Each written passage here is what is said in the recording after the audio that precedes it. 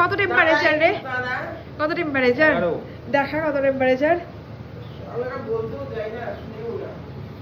Feels like 8 এই 10:30টার মধ্যেই। হ্যাঁ, এটা যদি অ্যাকচুয়াল 7 হতো আর ফিলস লাইক 4 ডিগ্রি হতো আরো ভালো হতো। তাহলে ভোরবেলায় কত থাকবে কালকে? ভোরবেলাতে 11ই থাকবে বলছে। কালকে তো উঠতে শিখিয়ে দিবে পুরো। কালকে রোদে দৌড়তে যেতে হবে, পাই পাই পাই পাই করে।